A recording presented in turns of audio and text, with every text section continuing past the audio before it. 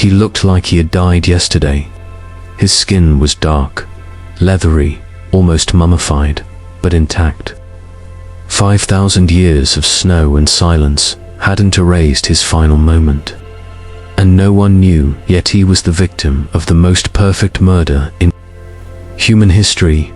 It began on September 19th, 1991, to German tourists. Helmut and Erika Simon were hiking along a melting glacier high in the Italian Alps, near the Austrian-Italian border. The weather was warm, unusually so, and the ice was retreating, exposing things long buried. Then Erika saw something strange, a dark shape in the melting snow. It looked like a body. They assumed it was a tragic accident, modern climber who had fallen and never been found. They had no idea they had just discovered the most significant archaeological find of the century. What happened next was chaos. 8. Rescue teams arrived. Helicopters buzzed the ridge. People used axes, chisels, and even pneumatic drills to hack the body free.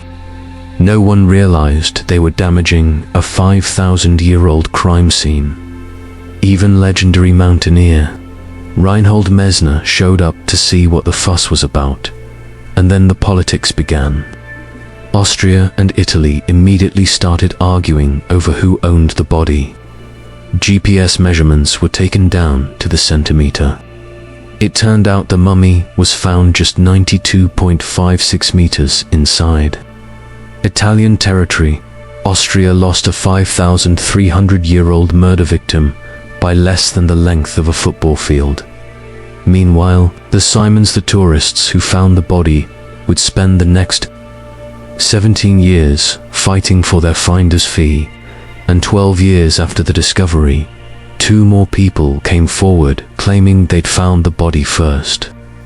One woman even claimed she spat on the corpse to mark it with her DNA. Yes, someone actually licked a 5,000-year-old body and thought that would hold up in court. But none of that mattered once scientists got their hands on him. They called him Ötzi. For 10 years, researchers studied every inch of his body, his tools, his clothing, his last meal. They confirmed he was around 5,300 years old. He had lived in the Copper Age. They believed he had died of exposure, but they were wrong in 2001. A simple X-ray revealed a terrifying truth. Lodged deep in Ötzi's left shoulder was a flint arrowhead. Someone had shot him in the back and left him to die. The arrow had sliced through a major artery. He would have bled out in minutes, maybe less. This wasn't an accident. It wasn't a hunting mishap. The arrow had struck from below, at an upward angle. His killer had been hiding below, waiting for the perfect shot. And then scientists found more. There were fresh cuts on his hands and wrist, defensive wounds. Blood testing revealed something chilling. Ötzi's gear contained blood from 4 different people. 1 on his knife blade. 2 on a single arrowhead, meaning Ötzi had killed 2 people with the same arrow and pulled it out to use again. A 4th person's blood was found on his coat. Perhaps a wounded friend he had tried to help. Ötzi hadn't just been murdered. He had been in a running battle for his life. 5,000 years ago. Long before writing, long before empires, a man was fleeing through the Alps. He was wounded, exhausted, carrying the weight of survival and maybe someone else, he thought. He had found safety on that high mountain pass. He was wrong.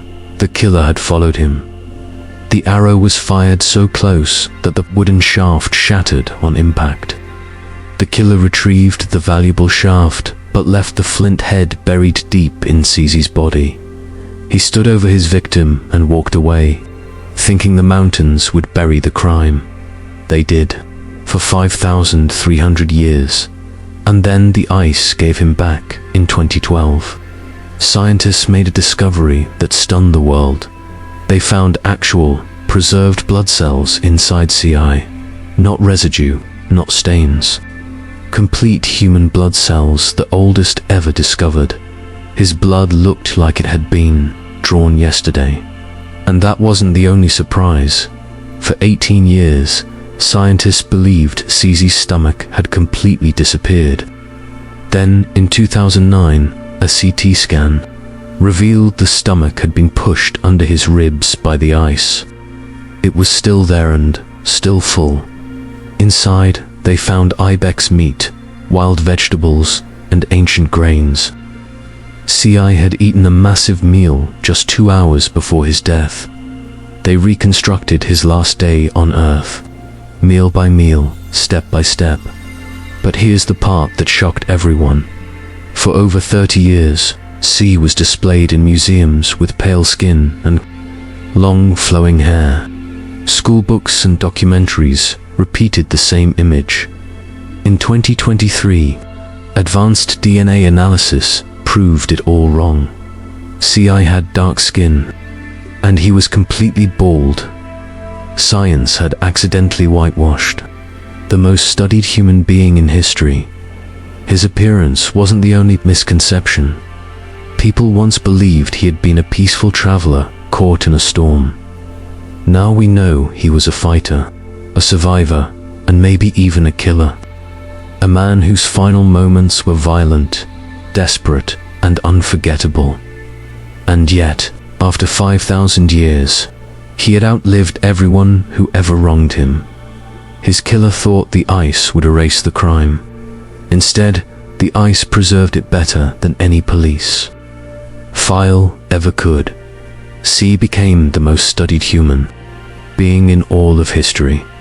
And he was just the beginning. Because deep in the ice, something else was waiting. In part 2, we traveled to the melting permafrost of the Arctic, where blood still flows inside creatures that died 50,000 years ago, and scientists are racing to bring them back. This is the story of the ice, and the ice remembers everything.